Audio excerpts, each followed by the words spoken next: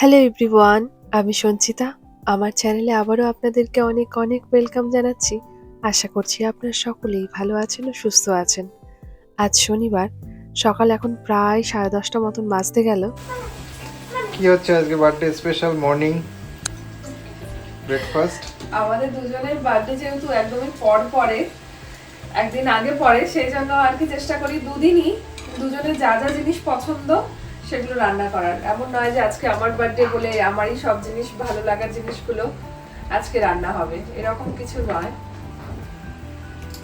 তো যেহেতু লুচিটা ওর খুব পছন্দ, তাই ভাবলাম আজ জন্মদিনের সকালবেলা আজ লুচি বানাই। আটার লুচি সবসময় বানাই, তো ময়দার লুচিটা বানাই না।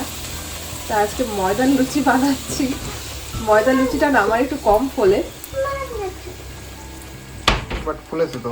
এই আর কি আটাটা আমার খুব কনফিডেন্স থাকে আর কি, যে আটাটা ফুলবেই আর কি। আর আলুর তরকারি হয়েছে, তরকারিটা ওখানে রয়েছে কড়াইতে।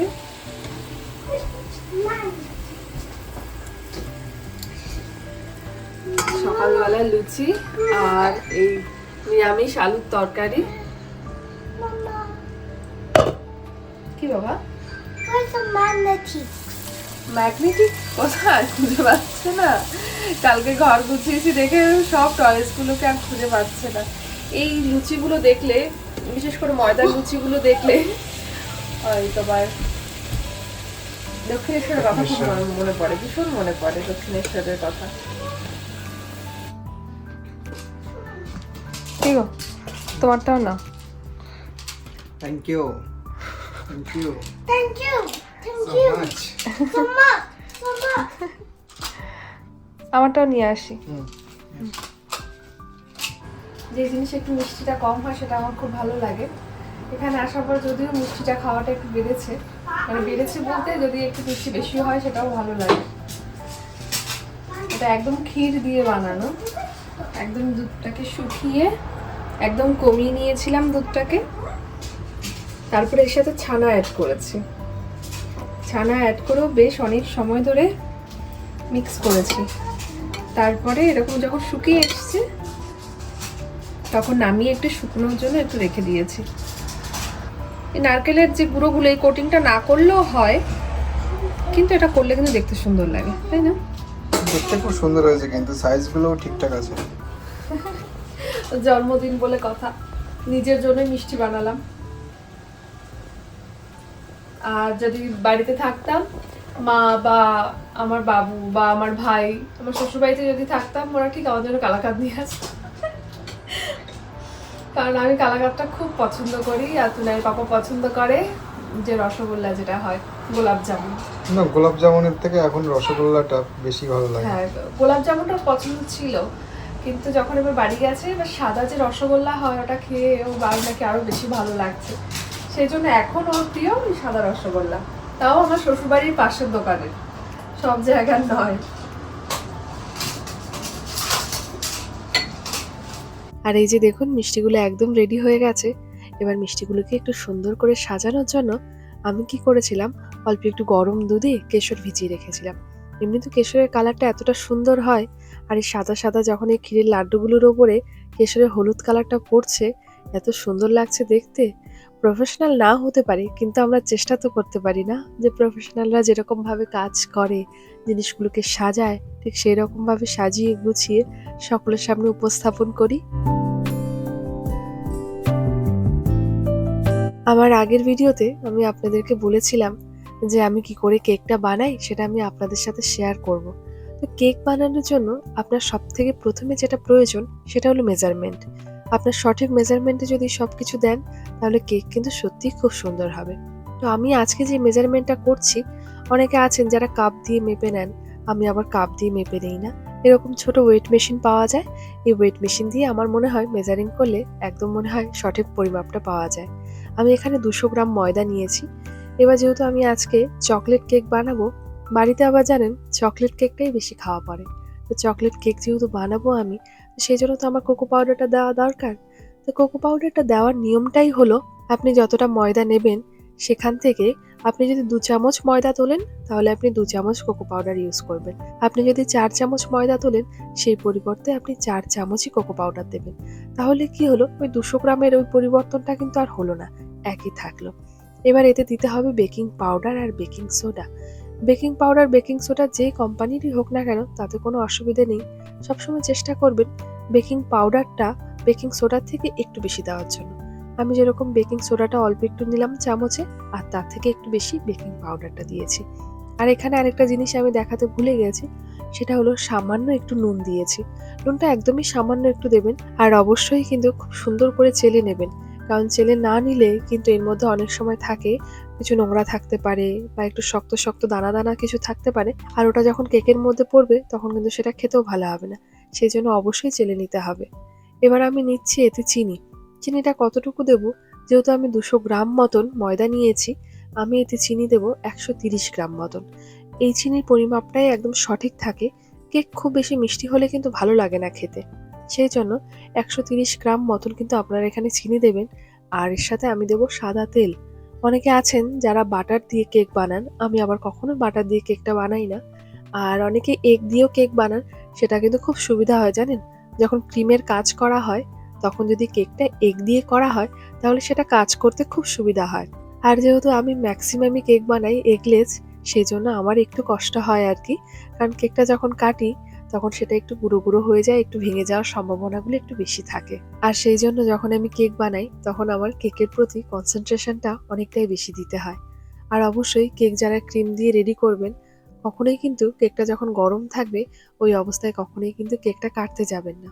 তাহলে কেকটা আপনি যাই বানান না কেন, সেটা ডিম দিয়েই হোক বা ডিম ছাড়াই হোক, তাহলে কিন্তু কেকটা ভেঙে যাওয়ার সম্ভাবনা অনেকটাই বেশি থাকে।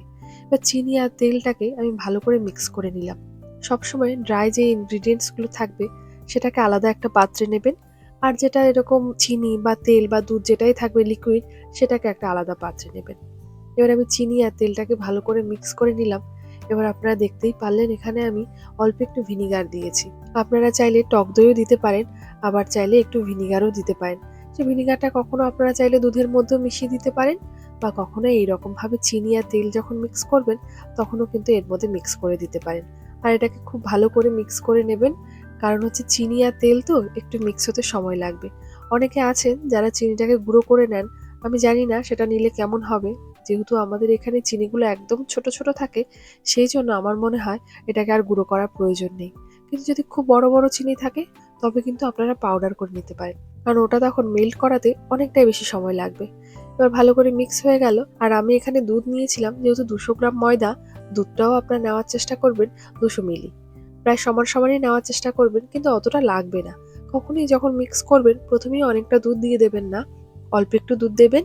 সেটাকে ভালো করে মিক্স করার পর তারপরে যদি প্রয়োজন পড়ে, খুব যদি টাইট হয়ে যায়, আমরা যখন ভালো করে বাইন্ডিংটা করব, খুব টাইট হয়ে গেলে তখন আমরা আরেকটু মিল্ক কিন্তু এতে অ্যাড করে নিতে পারি। এবার শুকনো যে উপকরণগুলো রয়েছে সেগুলোকে এবার ভালো করে মিক্স করে দেব, কিন্তু একবারে কখনোই মিক্স করব না, অল্প অল্প দেব। আর যে হ্যান্ড মিক্সার যেটা আছে এটা দিয়ে মিক্স করতে থাকবো। আর এই সময় যদি আপনাদের মনে হয় যে অনেকটা বেশি লিকুইড হয়ে গেছে, আপনার হয়তো এতটা মিল্ক দেওয়ার প্রয়োজন হয়নি কিন্তু আপনি বেশি দিয়ে দিয়েছেন, তবে কিন্তু আলাদা করে একটু ময়দা আর একটু কোকো পাউডার মিক্স করে কিন্তু এখানে অ্যাড করে দিতে পারেন। আর যদি একটু মনে হয় টাইট হয়ে গেছে, তবে তো বললামই আমি অল্প একটু মিল্ক কিন্তু পরে অ্যাড করা যেতেই পারে। এই যে রেডি হয়ে গেল। আর এই সময় খুব বেশি মিক্স করবেন না, এই যে থিকনেসটা ঠিক এতটুকুই রাখবেন। আপনারা অনেকেই অনেকদিন ধরেই রিকোয়েস্ট করেছেন যে কেকের ভিডিওটা দেওয়ার জন্য। অনেকদিন ধরেই তো আমি আপনাদের সাথে কেক বানাই। এবার অনেকে আছেন যারা যদি এরকম চকলেট কেক পছন্দ না করেন, তাহলে ময়দাটা শুধু দিয়েই করলেও হবে। আপনি চাইলে এর মধ্যে ভ্যানিলা এসেন্স পাওয়া যায়, 1-2 ফোঁটা ভ্যানিলা এসেন্স দিলেও কিন্তু কেকের টেস্টটা অনেকটাই চেঞ্জ হয়ে যাবে। এবার আমি একটা কেক টিনের মধ্যে ঢেলে নিলাম। এবার প্রিহিট করার ব্যাপার। ছোট হোক আর বড় মাইক্রো ওভেন হোক, একটা জিনিস খেয়াল রাখতে হবে, আপনাকে কিন্তু অবশ্যই প্রিহিটে বসাতে হবে। 10 মিনিটের জন্য কিন্তু আপনাকে প্রিহিট করতেই হবে। 10 মিনিটের জন্য প্রিহিটে দিতাম 160 থেকে 170 ডিগ্রি টেম্পারেচারে। 10 মিনিট দেওয়ার পরে তারপর যখন কেক টিনটা আমি দিতাম, প্রায় 30 মিনিট রাখতাম। 30 মিনিট রাখার পর চেক করতাম যে কেকটা ঠিকঠাক হয়েছে কিনা। যদি টুথপিক দিয়ে চেক করার পর মনে হতো যে ভেতরটা এখনো কাঁচা কাঁচা রয়েছে, তখন কিন্তু আরো 5-10 মিনিট আমি এক্সট্রা রাখতাম। তো আজকে হয়ে গেল কেক বানানোটা। আর আপনারা দেখে বুঝতেই পারছেন এখন তো অনেকটা গরম, তবুও আমি দেখাচ্ছি আপনাদেরকে। দেখুন ভেতরটা কিন্তু কোনো কাঁচা নেই, আর অনেকটাই স্পঞ্জি হয়েছে। আর আশা করছি আপনারা এই কেকের রেসিপিটা দেখে বাড়িতে বানাবেন। আর যদি কোনো রকম অসুবিধা হয় বানাতে গিয়ে, তবে কিন্তু অবশ্যই আমাকে কিন্তু জানাবেন যে কি কি প্রবলেম হচ্ছে। আর যদি ঠিকঠাক হয় সেটাও কিন্তু আপনারা জানাতে পারেন কমেন্টে আমাকে। আর আমার দেখুন কেকটা ডেকোরেটও করা হয়ে গেছে। কেকটাকে ঠান্ডা করে বাদবাকি কাজ আমি সেরেছিলাম। আর তারপরে কেকটাকে আমি সুন্দর করে ডেকোরেট করে নিলাম। আর যেহেতু তুনাইয়ের পাপারই জন্মদিন, সেই জন্য আর ভাবলাম না যে অন্যরকম কিছু কালার দিই। যদিও জন্মদিনটা দুজনের হিসেবেই করা, তবুও ছেলে মানুষের জন্মদিন তো কি আর কালার দেবো, এটা খুব কনফিউজ হয়ে যায়। সেই জন্য একদম সিম্পল রাখলাম, যেহেতু এটা চকলেট কেক। আর বানিয়েছিলাম চকলেট গানাশ। সেই চকলেট গানাশ দিয়ে একবারে ক্রিমটাকে মিক্স করে দিয়েছি। সেই জন্য দেখুন কি সুন্দর কালার হয়েছে। আর একটা কথা বলতে তো আমি ভুলেই গেছি, যাদের কাছে মাইক্রোওয়েভ বা ওটিজি নেই, তারা প্রেসার কুকারেও কিন্তু কেক বানাতে পারেন। শুধু কেক স্ট্যান্ডটা রাখার আগে নিচে নুন বা লবণ দিয়ে দেবেন, তার উপরে কেক টিনটা রেখে প্রেসারে যে হুইসেলটা আছে হুইসেলটাকে খুলে দেবেন। 30 মিনিট মতন ওখানে রাখলেও হবে, কিন্তু টেম্পারেচারটা লো টু মিডিয়ামে রাখতে হবে। এইরকম ভাবে যদি কেক আমরা বাড়িতেই বানাতে পারি, তাহলে কিন্তু বাড়ির ছোট থেকে বড় সবাই কিন্তু একটা হেলদি কেক কিন্তু খেতে পারে। তাদের স্বাস্থ্যের কিন্তু কোনো রকম ক্ষতি কিন্তু হবে না। Daddy, what's the writing of pick up? So you can pick something.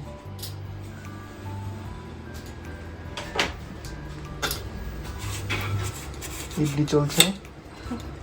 Almost শেষের দিকে আর কি। এক প্লেট হয়ে গেছে ইডলি। আমি একটু টায়ার্ড, আর এবার তাড়াতাড়ি ফ্রেশ হতে হবে। 7:30 বাজতে গেল, গেস্টরা চলে আসবে। আজকে হচ্ছে হ্যাপি বার্থডে তুনাইয়ের বাবার। আর কে কি করেছে? আর কোথা থেকে শুরু করব? এখান থেকে শুরু করি আগে, অন্য সময় তো অন্য কিছু দেখাই। মিষ্টি দই বানিয়েছি, মিষ্টি দই রয়েছে এটা এখানে। আর এটা রয়েছে ক্ষীরের লাড্ডু। এটা দেখতে কিন্তু খুব সুন্দর হয়েছে একদম।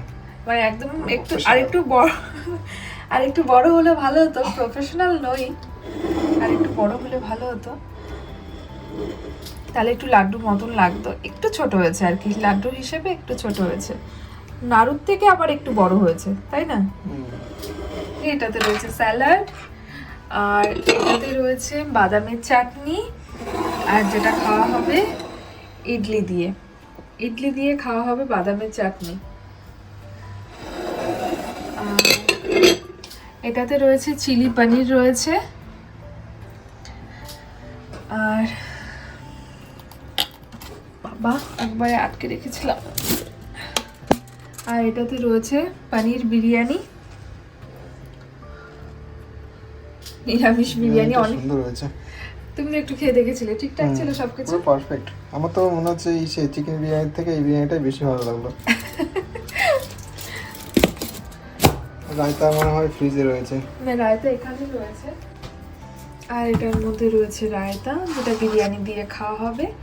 এটা রেখে দিই এখানে, ইডলিটা রেখে দিই এখানটাতে ইডলিটা থাকবে। পাঁপড়টা এখনো ভাজা হয়নি, পাঁপড়টা ভাজবো, রেডি হয়ে এসে তারপর পাঁপড়টা ভাজবো। আজকের প্ল্যানটা তো একদম পুরো সাডেন প্ল্যান হয়েছে, মানে এইরকম তো কিছুই ছিল না আমাদের প্ল্যান করার। না, আজকের প্ল্যানটা সত্যি একদম হঠাৎ করে আমরা ডিসিশন নিলাম যে আজকে করবো। কাল যেহেতু আমার জন্মদিন ছিল, তো কালকে আমরা মন্দিরে গিয়েছিলাম। মন্দিরে পুজো দিতে গিয়ে ওখানে যে ফোনে নেটওয়ার্ক ছিল না, আমরা সেটা ভালো করে খেয়াল করেও দেখিনি। আর এদিকে বাড়িতে অনেকে এসেও ছিলেন আর কি উইশ করার জন্য আমাকে বা ওকে। ইন্ডিয়ান টাইমে তো 12টাও বেজে গেছিলো, সেই জন্য উইশ করার জন্য এসে তো ছিল, কিন্তু কেউই আমাদের পায়নি, ফোন করেও পাইনি, আর জানেই না যে আমরা কোথায় গেছি, কারণ আমরা কাউকে বলেও যাইনি। এবার তারা এসেছিলেন কিন্তু চলে গেল, এটা আমার কাছে ভীষণ খারাপ লাগছিল। তাই সকালবেলা, কালকে রাতের বেলা, বলো কাল রাতের, হ্যাঁ ওই তো ঘরে যখন আসলাম, তারপর যখন কাল রাতের বেলা তারপরে আমরা ফোন করলাম, ফোন করে বললাম তাহলে আজকে রাতের বেলা আমাদের এখানে ডিনারটা করার জন্য। Happy. हाँ हैप्पी हैप्पी बोलेंगे হ্যাপি বার্থডে বলো, হ্যাপি বার্থডে আন্টি, বলো বলো আন্টি, Daddy. আন্টি। बहुत सुंदर दिखाई देता है, ऊपर से चढ़ के देखिएगा। अच्छा, पहले बैठो, बताइए लाभ हो जाएगा आपको। बैठो पहले। चलो बैठते हैं। रेडी? लग रहा है कि हमारी फैमिली है। आयांश रेडी? Happy. स्टार्ट। वो बेचारी to you, happy birthday to you,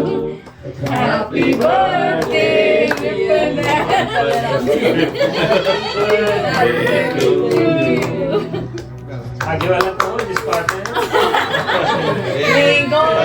अरे दोनों साथ में कीजिए ना। Happy birthday mister and Mrs.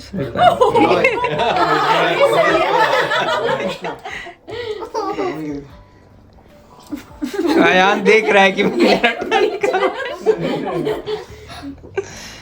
ये बच्चा पार्टी को हटाओ अभी दोनों जन को। चलो चलो नाउ इट्स आवर टर्न।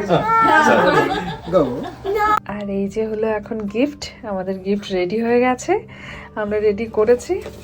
এখন তুনাই দেখো কতটা এক্সাইটেড। দাঁড়া দাঁড়া দাঁড়া একটু দাঁড়া চলো দেবে।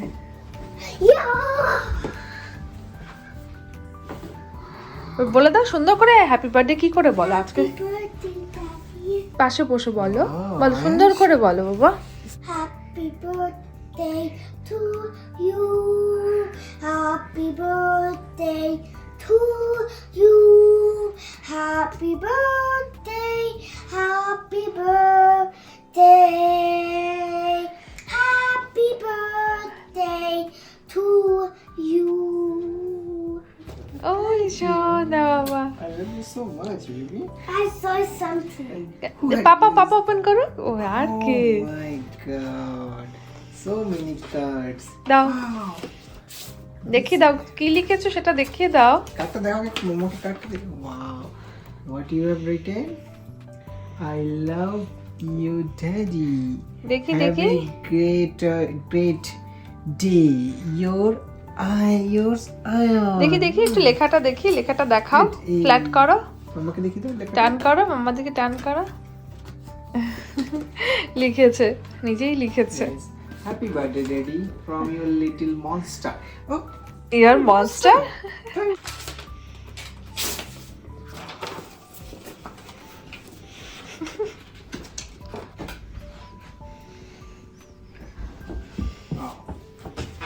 for my husband on your birthday, I have got a present for you, but it's something you already have. Good. My heart love you today and every day. Happy birthday. Okay. এখানে অনেক কিছু লেখা হয়েছে। অনেক কিছু লেখা হয়েছে। শুভ জন্মদিন। আমার জীবনে আজকের দিনটি খুবই সুন্দর, কারণ আজ যে তোমার শুভ জন্মদিন।